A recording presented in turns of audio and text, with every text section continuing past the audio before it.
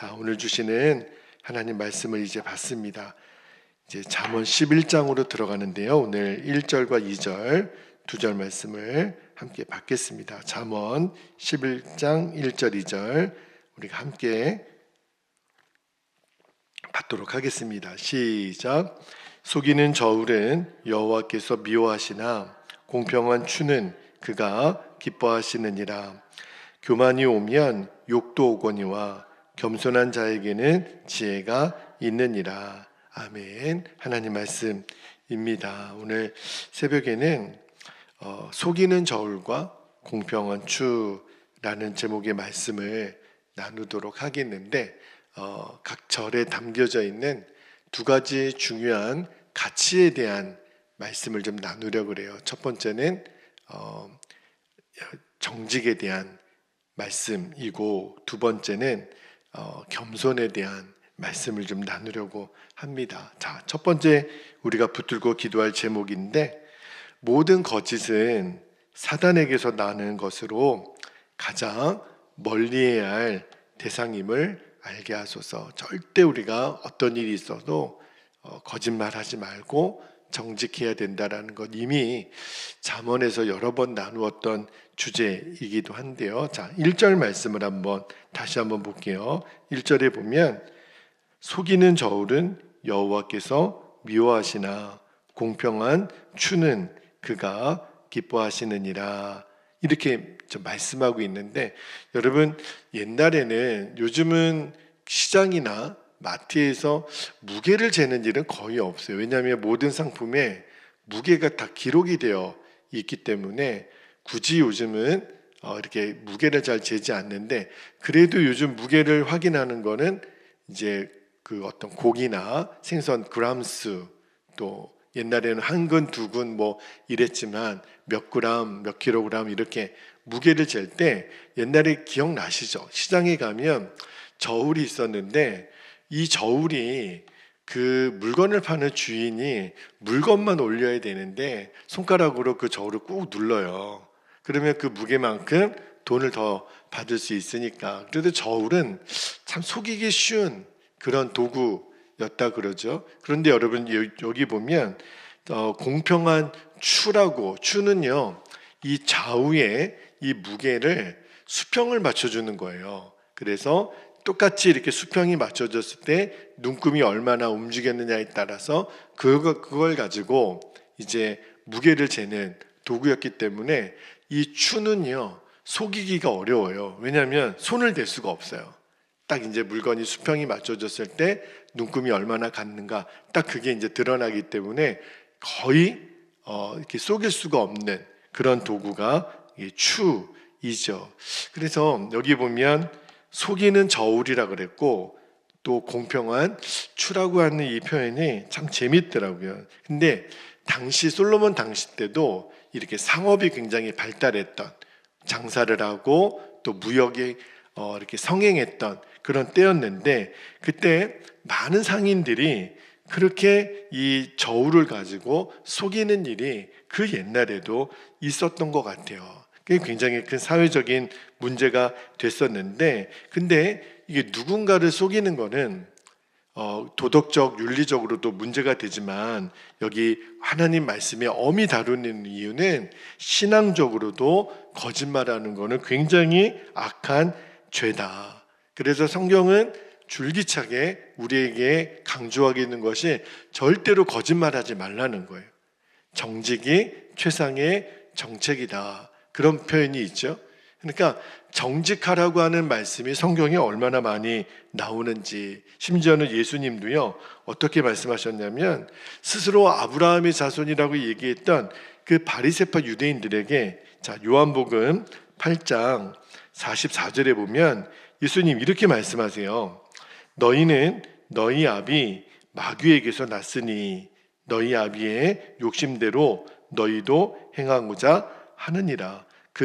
마귀는 처음부터 살인한 자요, 진리가 그 속에 없으므로 진리에 서지 못하고 거짓을 말할 때마다 제 것으로 말하나니 이는 그가 거짓말쟁이요 거짓의 아비가 되었습니다. 이렇게 말씀하세요. 이게 무슨 말이냐면 지금 이 바리새파 유대인들은 겉으로는 거룩하고 경건하고 깨끗한 척하지만 속으로는 완전히 병들어 있는, 완전히 위선과 거짓으로 가득 차 있는 그들의 모습을 뭐라고 빗대어서 말하냐면 너희가 왜 그렇게 외식하고 거짓말하는 줄 아느냐, 너희 속에 있는 너희의 압이 마귀 때문이라는 거예요. 근데 그 마귀는, 그 사탄은 처음부터 살인한 자고 진리가 그 속에 없으니까 거짓말장이라는 거예요.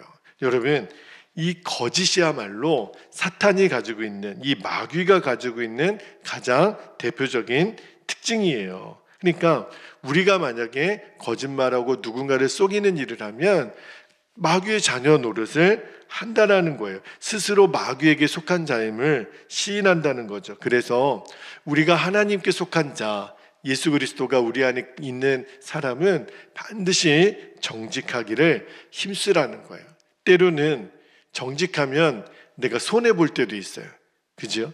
그러나 내가 손해가 보고 또 내가 어떤 불이익을 당한다 하더라도 그래도 제일 중요한 것은 내가 정직을 끝까지 지키는 거.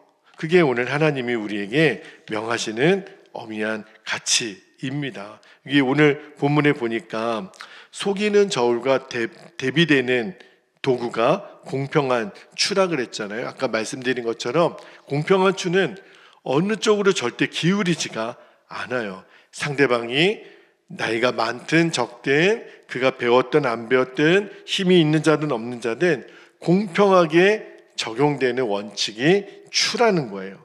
그죠? 그러니까 일체 사심이 없는 거, 있는 그대로 변하지 않는 거, 그것이 바로 공평한 추가 가지고 있는 의미예요. 요즘은 정직한 사람이 손해본다라고 하는 그러한 가치를 현대인들은 너무 많이 가지고 있기 때문에 하나님이 절대로 그렇게 살지 말라는 거예요. 하나님이 원하시는 거는 우리가 당장은 손해를 보더라도 절대로 정직한 마음을 가지라. 하나님이 그 마음을 기뻐하신다는 거예요. 왜 그러냐면 우리가 눈꽃만큼이라도 거짓말하면 내 스스로 나는 마귀의 자녀다 라고 하는 것을 시인하는 거니까. 그러니까 거짓은 하나님의 미움과 진노의 대상이 된다라는 거. 그래서 절대로 우리의 입으로 선의의 거짓말이라도 하지 않게 되기를, 늘 우리가 정직함으로 옷 입게 되기를, 그래야 하나님이 그를 기뻐하고 사랑한다라는 것. 절대로 우리가 속이는 저울과 같은 인생이 아니라 공평한 추의 인생을 살아가는 저와 여러분 되시기를 주님의 이름으로 축복합니다. 자, 두 번째 가치는 겸손에 대한 말씀을 좀 나누려고 그러는데, 자, 두 번째 기도 제목은 이런 기도 제목입니다. 교만은 우리 인생을 치욕과 수치로 얼룩지게 하는 주범이다 라고 하는 것을 명심하는 거예요. 자, 2절 볼게요.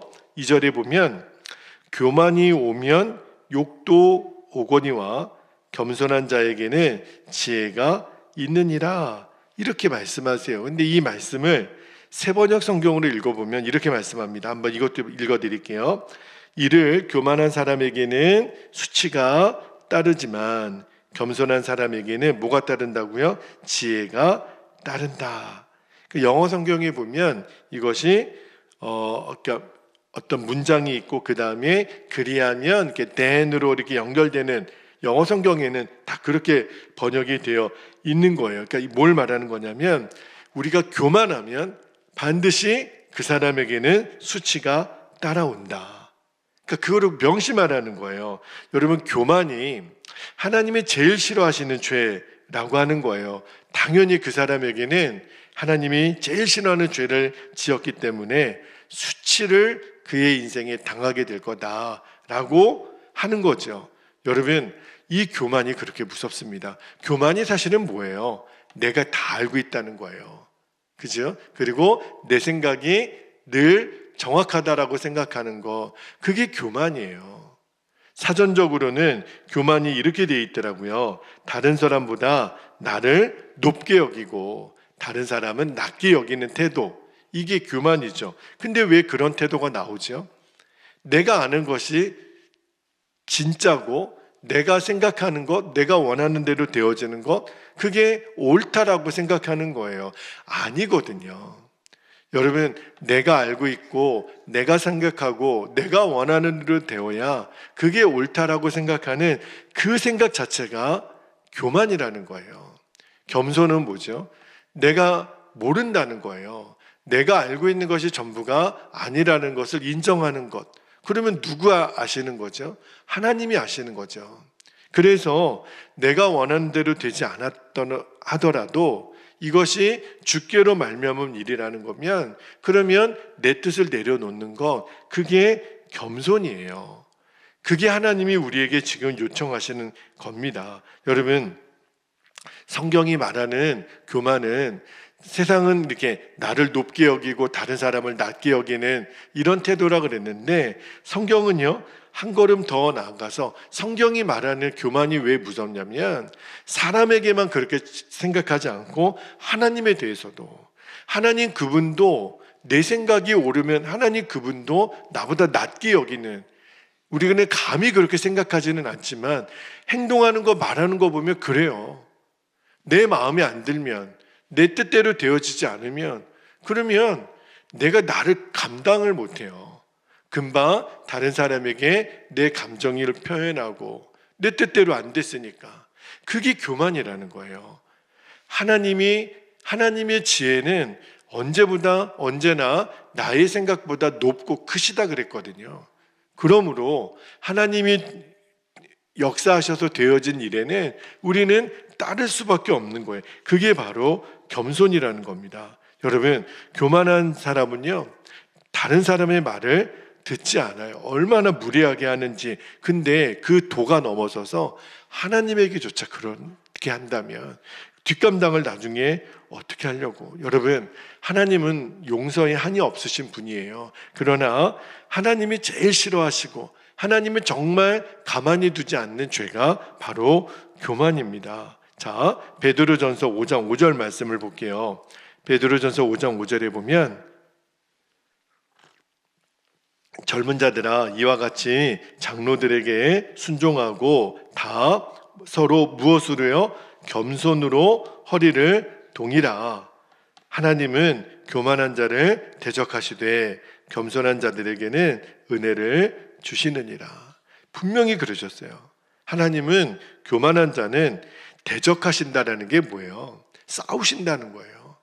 가만히 두지 않는다는 거예요. 하나님은 유독 모든 죄에 대해서는 하나님이 관대하셨고, 그래서 예수님을 십자가에 못 박혀 죽이시게 하시기까지 우리를 용서하기를 원하셨는데, 유독 하나님의 제일 싫어하시는 죄가 하나 있어요. 그게 바로 교만입니다. 내가 알고 나는 다 알고 나만 옳고, 그게 얼마나 무서운 생각인지.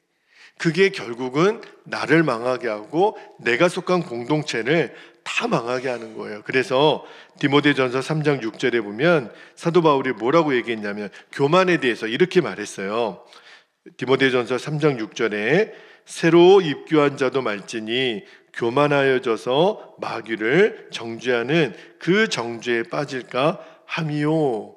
약간은 좀 어려운 표현인데, 그만큼 교만을 하나님은 마귀를 정죄하시는 그 정죄에 빠지게 하는 것으로까지 말씀하셨던 거예요. 그러니까 교만은 대단히 중요한 죄이며 마귀짓 한다는 거예요. 이게 얼마나 무서운 죄라는 거, 하나님이 교만을 얼마나 가증히 여기시는 것을 우리가 안다면, 오늘 이 새벽에 우리가 기도하기를 원하는 것은, 하나님 저로 하여금 겸손으로 허리를 동이게 하여 주옵소서. 그 사람에게 오늘 말씀에 2절 말씀에 보니까 지혜를 주시겠다. 지혜가 뭐예요? 하나님 그분의 성품이거든요. 그러니까 우리가 겸손으로 허리를 동이면 내 안에 하나님의 지혜가 부어진다는 거예요. 예수님의 마음이 부어진다는 거예요. 예수님의 마음이 뭐예요? 나는 마음이 온유하고 겸손하니 내게로 와서 배우라 말씀하셨죠. 그러니까 겸손한 자에게는 계속 예수님의 마음 자체가 온유와 겸손이니, 그러니까 마음이 겸손한 사람은요 내 뜻대로 되어지지 않아도 늘 표현이 뭐냐면 맞습니다. 그렇게 된 것이 옳습니다. 하나님이 하신 일은 언제나 최선입니다. 이렇게 반응이 나오는 사람이 교만이에요. 그러나 내가 원하는 대로 되지 않은 것에 내가 분노가 일어나고 화가 일어나고 마음이 답답하고 이러면 벌써 내 마음이 예수님 마음을 잃어버린 거예요. 내가 어느덧 그 교만한 마음이 모든 것을 하나님조차도 내가 판단하게 되는 거, 그게 무서운 거예요. 여러분, 하나님이 가장 미워하시는 죄가 이 교만죄라는 것을 절대로 잊지 않게 되기를. 결국은 그 사람에게 남겨져 있는 것은 수치밖에 없어요. 하나님이 그 사람을 대적하시는데 그거를 어떻게 감당하겠어요? 우리가 어제 수요 예배 때 바벨론에 대한 이야기를 드렸는데, 바벨론이 바로 교만죄 때문에 하나님의 심판을 당한 나라였거든요. 나만 잘난 거죠. 나만 옳은 거죠. 내 생각만 옳은 거죠. 그러다가 결국 하나님이 치시는 거예요. 여러분, 이 교만죄가 그래서 무서운 겁니다. 오늘도 겸손으로 허리를 동이라, 이 말은 하나님이 옳습니다. 하나님이 최선입니다. 주님이 하신 일이라면 저는 무조건 순종입니다. 이게 바로 겸손한 자의 태도라는 거예요. 여러분, 꼭 오늘 우리가 하루를 살면서 그리 되시기를. 어떤 상황이 있을 때 그렇구나, 지금은 하나님이 하시는 거구나, 그러면 내 뜻을 얼마든지 내려놓는 거죠. 마음이 온유하고 겸손하신 예수님의 성품을 소유할 수 있는 저와 여러분 되시기를 주님의 이름으로 축복합니다. 자, 이제 우리 함께 기도하겠습니다. 기도할 때 두 가지 기도 제목 다시 한번 선포하고 기도하는데, 첫 번째는 모든 거짓은 사탄에게서 나온 거예요. 그러므로 선의의 거짓말조차도 하지 않게 하소서. 거짓말을 가장 멀리할 수 있는 우리 자신이 되게 해달라고 기도하고, 두 번째는 교만이에요. 교만은 우리를 가장 욕되게 하고 수치로 얼룩지게 한다라는 것. 그래서 오늘도 겸손으로 허리를 동이고, 하나님이 옳습니다, 주님이 하시는 일은 최선입니다, 이렇게 내가 반응하고 나아갈 수 있기를, 오늘도 우리가 겸손의 종이 될 수 있도록 여러분 기도해 주시고, 또 우리 처음에도 기도했지만 오늘 이제 점심때부터 시작되는 2박 3일의 우리들 교회의 선교팀 일정을 위해서도 여러분 꼭 기도해 주시기를 바랍니다. 이 시간 우리 주님의 이름을 간절히 부르고 합심하여 주님의 이름을 부르고 통성으로 기도하겠습니다. 주여